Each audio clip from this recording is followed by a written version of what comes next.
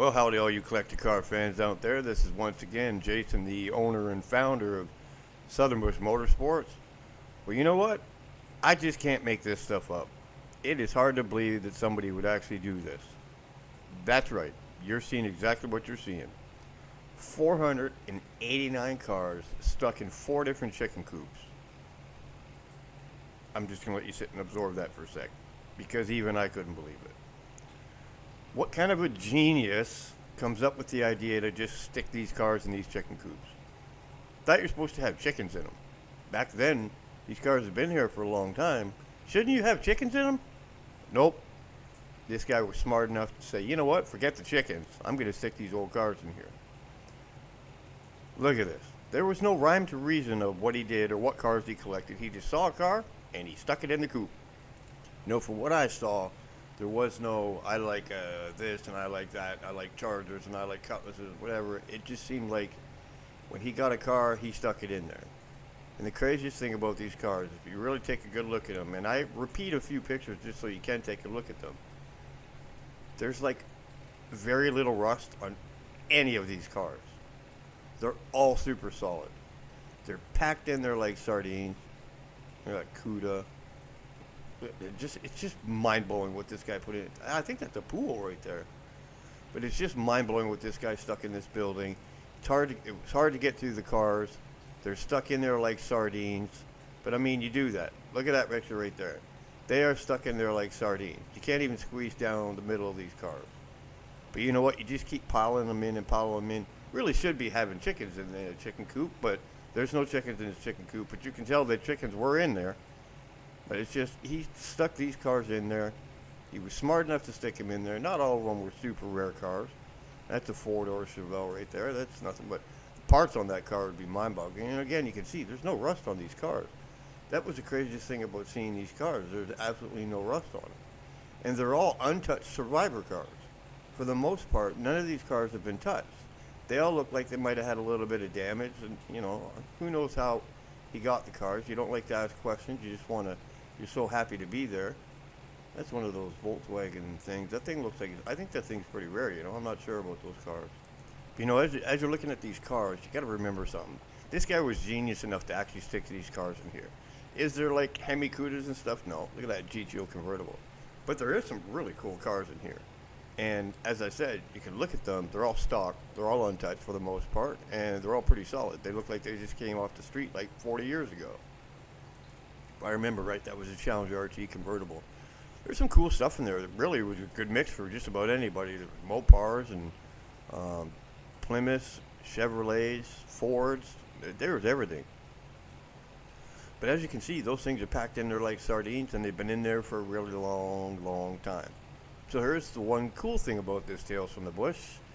These pictures are fairly recent. I have verified that those cars are actually still in those buildings. Not going to tell you if they're for sale or not. All I can do is tell you that those cars are definitely still in those buildings. This is really pictures from 2 of the chicken coops. There was another 2 more. So we're saying, give or take a few, I believe it was 489 cars in the 4 chicken coops. But there's another 500 or 600 cars outside of these chicken coops. Also very cool cars sitting outside there. A lot of these pictures are repeat because, you know, I could only get there's only so many pictures you can get. Nice CUDA sitting there. And, you know, he really doesn't want people poking around in there. And I don't blame the guy. When you put this much time and effort and energy into it to put these cars away, you don't just let people come in and take pictures and stuff.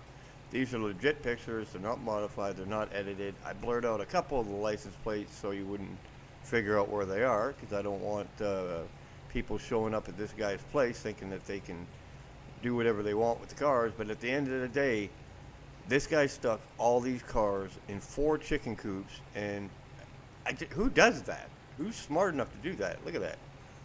Oh man, that Corvette, that thing is nice right there. And you can tell, look at all the marks and the paint coming off it and stuff. That's no restoration shop beauty queen. That's looks like to be an original car. Just look at that, just stacked in there. Look at those roof and the VW, crazy VW bugs, and there's a Cutlass 442 there, or 442. And like I said, the thing that's great about this is that this guy was smart enough to stick these cars in there. There's Mach 1. Looks like a Challenger beside it. 442 on the other side. They're just everything. Everything you can want. It's like walking into a candy store, but when you're an adult and you love these cars. God, it was so cool. And what we got there, that's a Chevelle, SS Chevelle sitting there. It looks like it's an SS. Like that steering wheel and stuff. Who knows? I'm not too sure. Super solid looking car. A little bit of surface rust, but good God, man. What a place to start. Look at that Corvette. That Corvette's had seen better days, but you know, those fiberglass bodies, they don't rust out. But look at all the chicken poop on those cars and bird poop and the ground and the pole rotting out. And God, man. And, you know I'm showing a few of these pictures, but I don't have many pictures of this stash. But I wanted to make sure it got out there that, you know what, these cars are still out there. These pictures are relatively recent. Within the past 5 years, the cars are there. 442 convertible. Looks like that's in a bit of a nicer part. Almost looks like it's pavement on the ground there. I can't remember. It was pavement. Look at just, hey, give it to the guy. He stuck these cars in there. Oh, VW Bug. That's an earlier VW Bug by the looks of it. But look in the background. See how empty that building is back there? It's nothing. There's so much space in these buildings.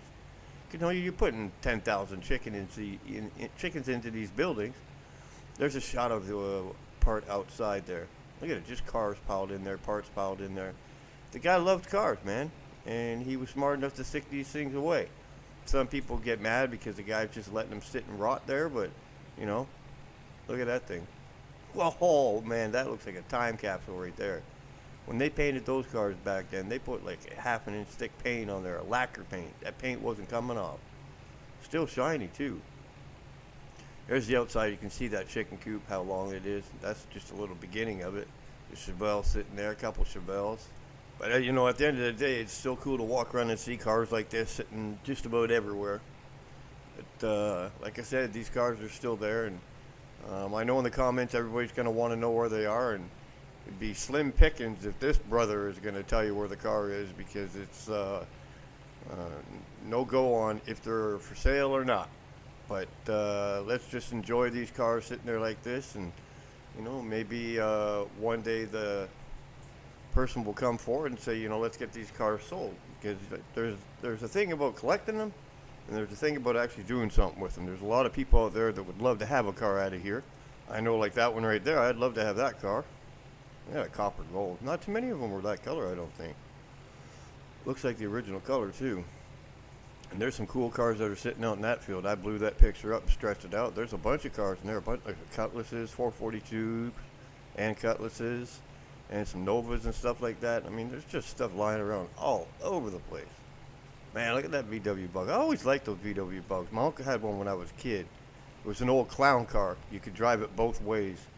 I never could figure the car out, but he used to have fun with it with people. And look at that GTO right there. That's hardcore GTO right there.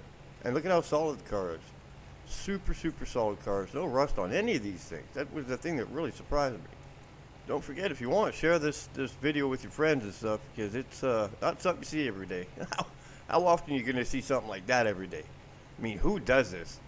You guys can call a person whatever you want for doing it, but I call the guy a genius, because who else really, like I said, who does this? This is great, man. Oh, there's the back end of that one Chevelle. That does look like possibly an SS. But look at how close these cars are together. You couldn't put a piece of paper into half of them.